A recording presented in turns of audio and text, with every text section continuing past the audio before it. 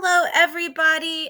We are going to finish night out today. So we are at the bottom of 103, starting on 104. And they had just arrived, as you can see, at the end of chapter 7 in Buchenwald. So that horrible train ride, and they made it to their destination. So we are in the middle of 104 on the PDF.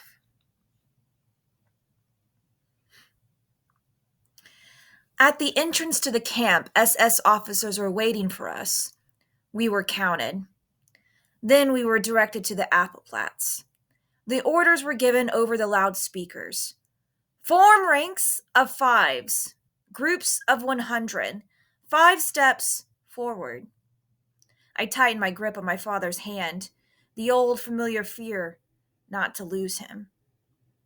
Very close to us stood the tall chimney of the crematorium's furnace. It no longer impressed us. It barely drew our attention. A veteran of Buchenwald told us that we would be taking a shower and afterward be sent to different blocks.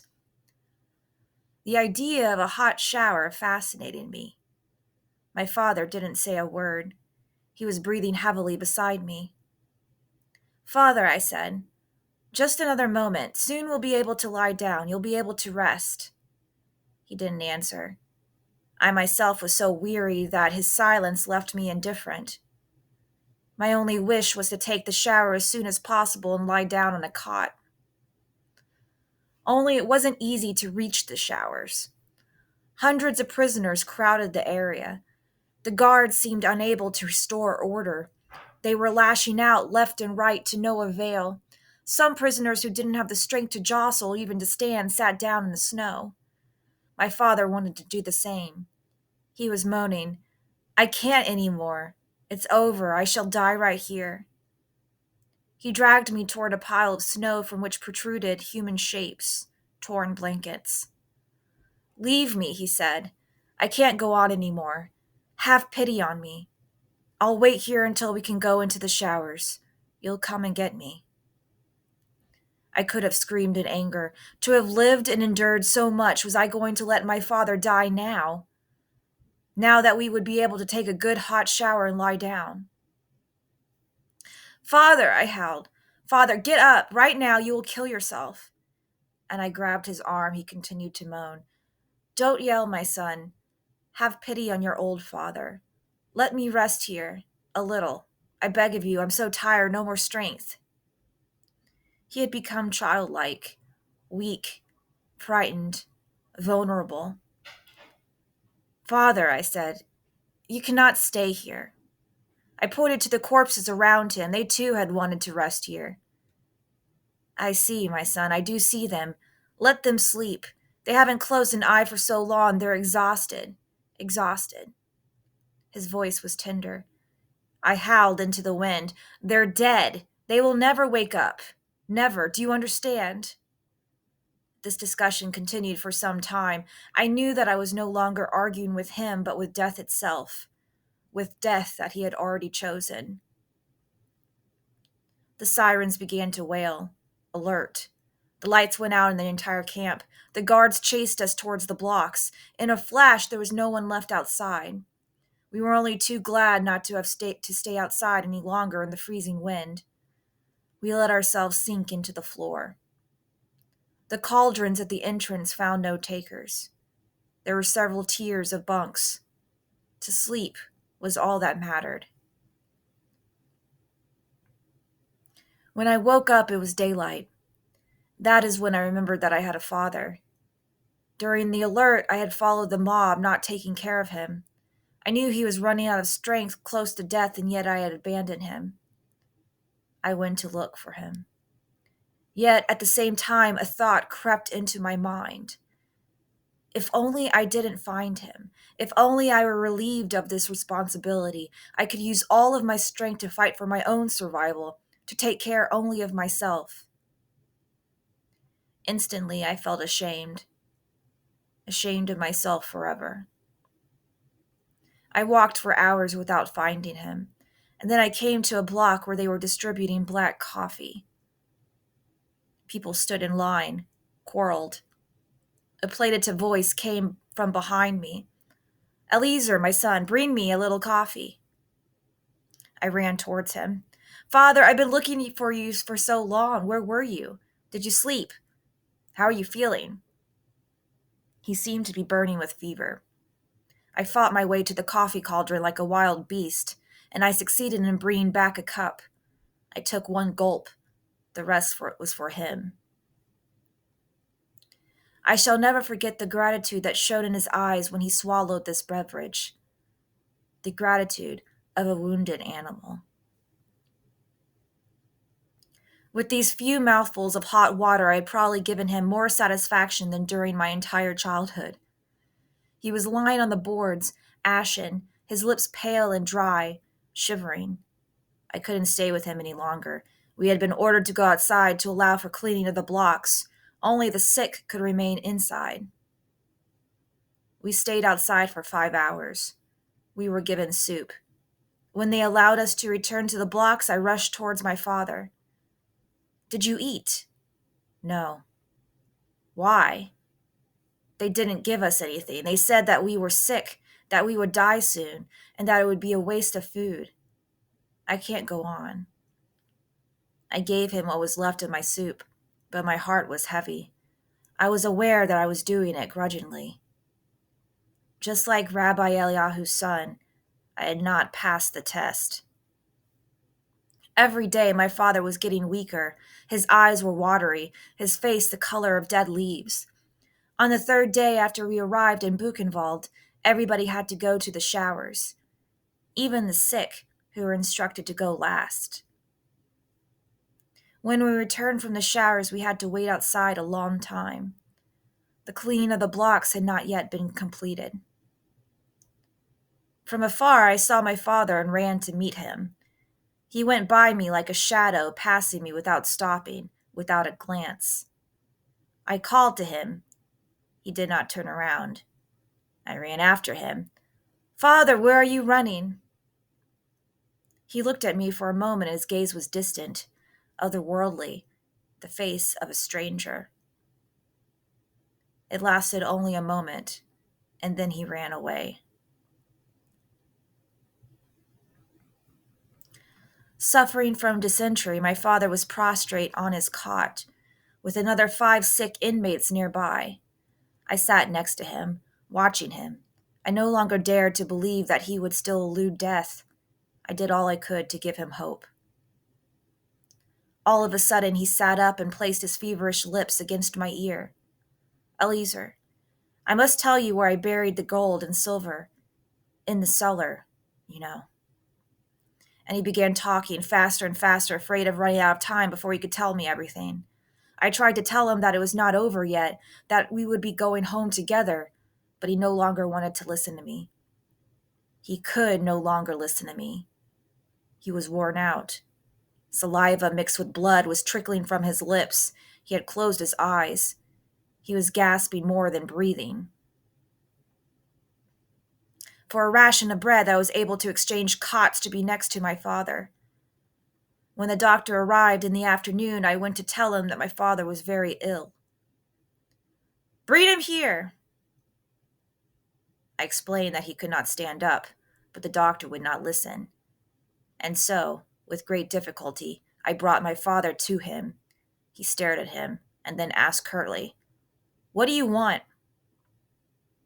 My father is sick, I answered in his place. Dysentery. That's not my business. I'm a surgeon. Go on. Make room for the others. My protests were in vain. I can't go on, my son. Take me back to my bunk. I took him back and helped him lie down. He was shivering. Try to get some sleep, father. Try to fall asleep. His breathing was labored. His eyes were closed, but I was convinced that he was seeing everything, that he was seeing the truth in all things. Another doctor came to the block. My father refused to get up. He knew that it would be of no use. In fact, That doctor had come only to finish off the patients. I listened to him shouting at them that they were lazy good for nothings who only wanted to stay in bed. I considered jumping him, strangling him, but I had neither the courage nor the strength. I was riveted to my father's agony. My hands were aching. I was clenching them so hard. To strangle the doctor and the others, to set the whole world on fire. My father's murderers. But even the cry stuck in my throat. On my return from the bread distribution, I found my father crying like a child. My son, they are beating me. Who? I thought he was delirious. Him, the Frenchman and the Pole, they beat me. One more stab to the heart, one more reason to hate, one less reason to live. Eliezer, tell them not to beat me. I haven't done anything. Why are they beating me? I began to insult his neighbors. They mocked me. I promised them bread, soup. They laughed. Then they got angry. They could not stand my father any longer, they said, because he no longer was able to drag himself outside to relieve himself.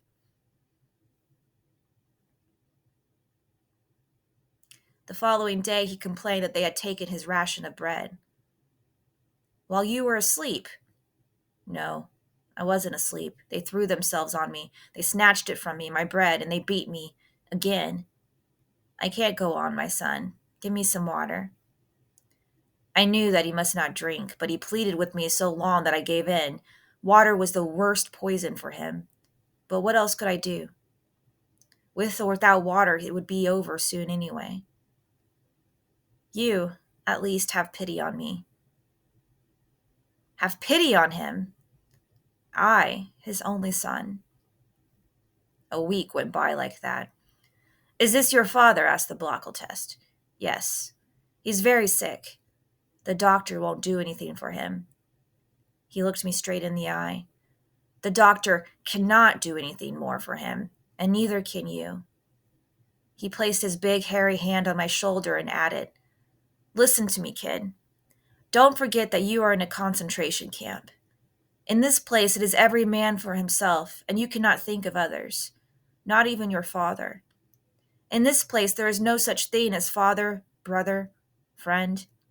Each of us lives and dies alone. Let me give you good advice. Stop giving your ration of bread and soup to your old father. You cannot help him anymore.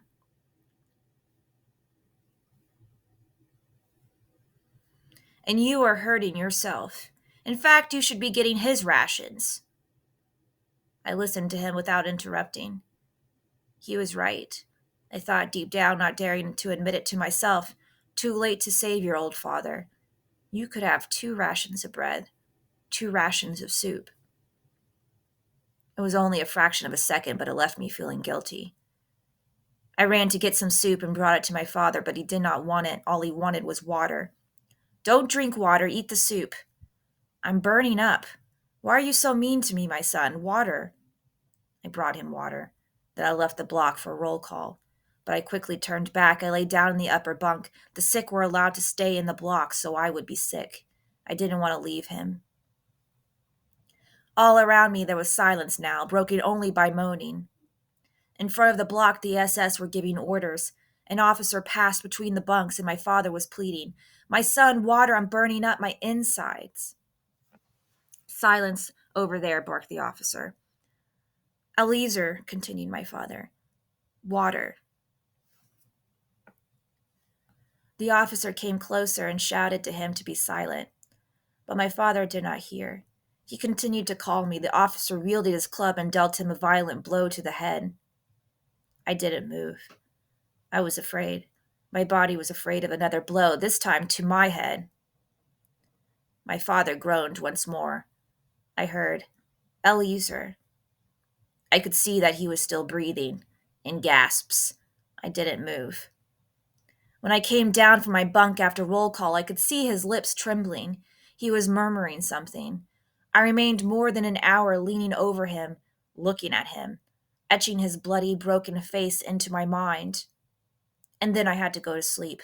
I climbed into my bunk above my father, who was still alive. The date was January 28th, 1945. I woke up at dawn on January 29th. On my father's cot, there lay another sick person. They must have taken him away before daybreak and taken him to the crematorium. Perhaps he was still breathing. No prayers were said over his tomb, no candle lit in his memory.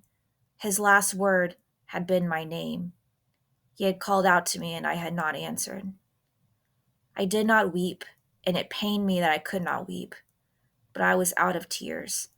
And deep inside me, if I could have searched the recesses of my feeble conscience, I might have found something like, free at last.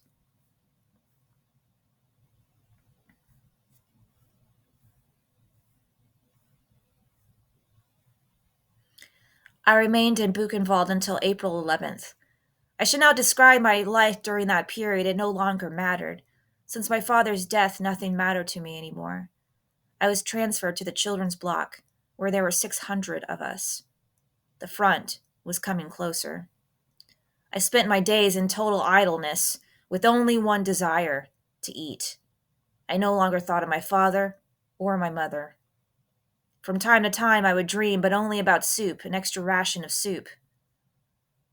On April 5th, the wheel of history turned. It was late afternoon. We were standing inside the block, waiting for an SS to come and count us. He was late. Such lateness was unprecedented in the history of Buchenwald. Something must have happened. 2 hours later, the loudspeakers transmitted an order from the camp commandant. All Jews were to gather in the Appelplatz. This was the end. Hitler was about to keep his promise. The children of our block did as ordered. There was no choice. Gustav, the Blockeltest, made it clear with his club. But on our way, we met some prisoners who whispered to us, "Go back to your block. The Germans plan to shoot you. Go back and don't move." We returned to the block. On our way there, we learned that the underground resistance of the camp had made the decision not to abandon the Jews and to prevent their liquidation. As it was getting late and the confusion was great, countless Jews had been passing as non-Jews. The Lageltest had decided that a general roll call would take place the next day. Everybody would have to be present. The roll call took place. The Lager commandant announced that the Buchenwald camp would be liquidated. 10 blocks of inmates would be evacuated every day. From that moment on, there was no further distribution of bread and soup, and the evacuation had begun. Every day, a few thousand inmates passed the camp's gate and did not return. On April 10th, there were still some 20,000 prisoners in the camp, among them a few hundred children. It was decided to evacuate all of us at once, by evening. Afterward, they would blow up the camp. And so we herded onto the huge Appelplatz in ranks of 5, waiting for the gate to open. And suddenly the sirens began to scream. Alert. We went back to the blocks. It was too late to evacuate us that evening. The evacuation was postponed to the next day. Hunger was tormenting us. We had not eaten for nearly 6 days, except for a few stalks of grass and some potato peels found on the grounds of the kitchens. At 10 o'clock in the morning, the SS took positions throughout the camp and began to herd the last of us toward the Appelplatz. The resistance movement decided at that point to act. Armed men appeared from everywhere.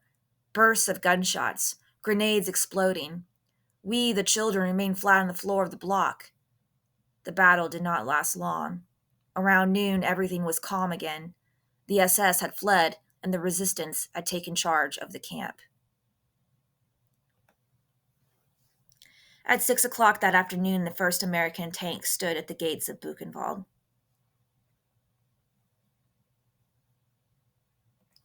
Our first act as free men was to throw ourselves onto the provisions. That's all we thought about. No thought of revenge or of our parents, only of bread. And even when we were no longer hungry, not one of us thought of revenge. The next day, a few of the young men ran into Weimar to bring back some potatoes and clothes and to sleep with girls. but still no trace of revenge.